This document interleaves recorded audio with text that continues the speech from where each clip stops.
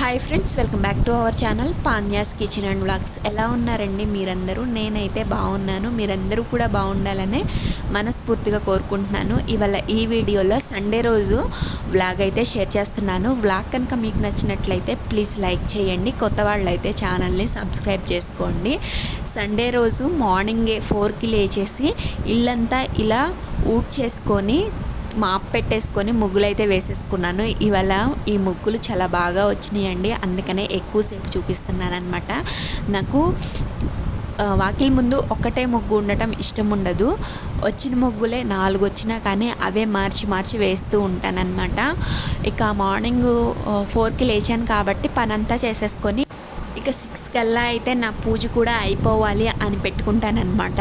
ఇక అందుకనే 4కి అట్లా లేచేసి ఇలా ముగ్గులు పెట్టుకోవడం, ఇల్లు ఊడ్చుకోవడం, ఒకసారి మళ్ళీ వంటగదిలోనే కదా పూజ గది ఉంటుంది, అది మాప్ పెట్టేసుకోవటం ఇలాంటివి చేస్తానన్నమాట. దానికోసమే సండే రోజు మార్నింగ్ 5కి కానీ 4కి కానీ అట్లా లేచి వెంటనే నా పనులు అనేది చేసుకుంటాను. అయితే సండే రోజు చాలామంది హాలిడే ఉంటుంది కదా, లెగవరు. కాకపోతే నేను ఆ ఒక్కరోజే పూజ చేస్తాను కాబట్టి ఆ ఒక్కరోజే ఎర్లీ మార్నింగ్ లేచి ఇలా ముగ్గులు పెట్టేసుకుంటాను. ముందు రోజు నైటే ముగ్గులు పెట్టుకోవచ్చు, కానీ నాకైతే అసలు ఇష్టం ఉండదు. పూజ చేసే 1 గంట ముందు ఎర్లీగా లెగిస్తే చాలు అనిపిస్తుంది. ఏదన్నా పెద్ద ఫంక్షన్స్ అనుకోండి, పని అవ్వదు అని చెప్పి ముందు రోజు వర్క్ అలా చేసేసుకుంటాను. కానీ మన ఇంట్లో పూజ వరకు అయితే ఎర్లీ మార్నింగ్ 4కి అట్లా లేచేసి చేసుకుంటాను అనమాట. ఇక్కడైతే నేను ఈసారి ఆదివారం అమావాస్య 2 కలిసి వచ్చినాయి కదా, చాలా అంటే శక్తివంతమైనదిగా కూడా అనుకుంటారు. అంటే రేరుగా వస్తుంది ఆదివారం అమావాస్య. ఇక ఈసారి అయితే ఆదివారము అమావాస్య 2 కలిసి వచ్చినాయి కదా. సాటర్డే రోజు ఒక ఇన్సిడెంట్ జరిగింది అని చెప్పాను కదండి, దాని నుంచి మేము బయటపడ్డాము. అంటే మనం నమ్ముకున్న దేవుడు ఉండడం వల్లే మనం ఈ ప్రమాదం నుంచి బయటపడ్డాము అనే ఒక నమ్మకం అన్నమాట. ఇక ఈరోజైతే పూలు లేవు, పూలు అయితే తక్కువగానే ఉన్నాయి. సాటర్డే ఆ ఇన్సిడెంట్ జరిగిన తర్వాత దాని నుంచి బయటపడటానికి నాకు టైం పట్టింది. మా హస్బెండ్ని పూలు తీసుకురండి అని చెప్పాను, కానీ ఆయనేమో తీసుకురాలేదనమాట. సరే, ఇంకా ఉన్న 4 పూలతో మొక్కలకు ఉంటాయి కదా, ఆ 4 పూలతోనే చేసేసాను. ఇక సాటర్డే రోజు ఏమైందంటే, నేను సాటర్డే క్లీనింగ్ చేసుకుంటాను కదా సండే పూజ కోసము. అప్పుడు మార్నింగ్ టైంలో చేసుకుంటాను పాపని స్కూల్కి పంపించిన తర్వాత. సాటర్డే రోజు పాపకి కొంచెం కోల్డ్ కఫ్ ఉందని నేను స్కూల్కి కూడా పంపించలేదండి, కొంచెం ఫీవర్గా ఉంది. ఇక ఇంట్లోనే ఉందన్నమాట. ఇంకా ఆఫ్టర్నూన్ నుంచి అయితే ఇల్లు మాప్ పెట్టేసుకోవటం, నెక్స్ట్ డే పూజ కోసం ఇలా చేశాను అనమాట. మార్నింగ్ కొంచెం నాకు కూడా ఒక రకంగా ఉండి నేను మార్నింగ్ నుంచే ఈ పనులు అనేది చేసుకోలేదన్నమాట. ఇక ఈవినింగ్ 3కి అట్లా స్టార్ట్ చేస్తున్నాను. ఇక ఎప్పుడు 5 కల్లా ఫ్రెష్ అయిపోవటం, అంటే హెడ్ బాత్ చేయటం కూడా అయిపోతుంది. ఆ రోజు ఏంటో కొంచెం బద్ధకంగా ఉండి నేను ఆఫ్టర్నూన్ నుంచి పనులు స్టార్ట్ చేసుకున్నాను అనమాట. 1 బై 1 చేసుకుంటూ ఉన్నాను. ఇక రైస్ కడిగి పెట్టేసి కుక్కర్లో పప్పు పెట్టాను. పప్పు పెట్టి ఒక ఫ్రెష్ అవ్వటానికి వెళ్ళే ముందు 2 విజిల్స్ కూడా వచ్చినాయి అనమాట. అయితే సరిగా బాయిల్ అయిందో లేదో అని చెప్పేసి మా హస్బెండ్ బయటికి వెళ్ళిపోతుంటే, ఇంకా మనం ఫ్రెష్ అవ్వటానికి వెళ్ళాలి అని చెప్పి నేను ఇంకా ఆఫ్ చేసేసి వెళ్ళాను అనమాట. వెళ్ళి ఫ్రెష్ అయ్యి కూడా వచ్చాను.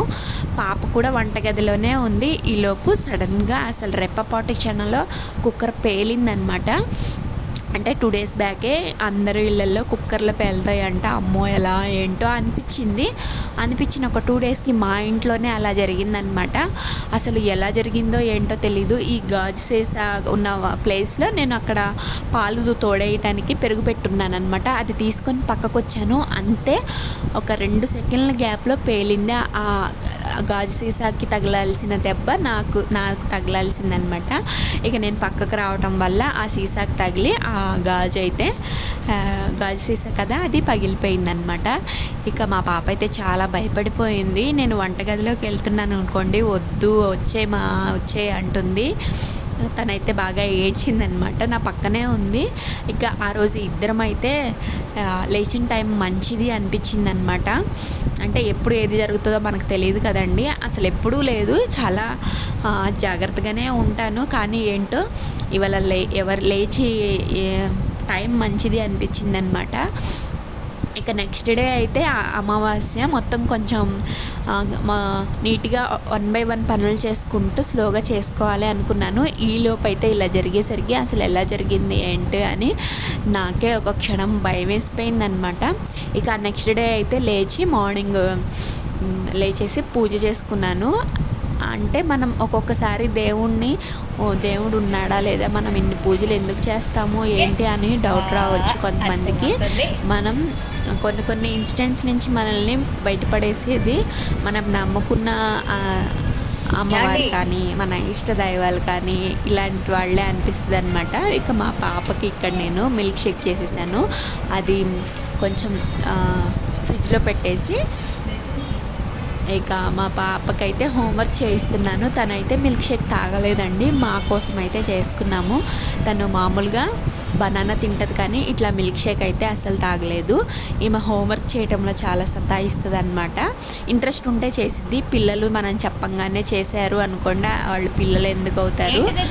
ఇక కొంచెం తను ఇంట్రెస్ట్ పెట్టిందంటే బాగానే చేస్తుంది.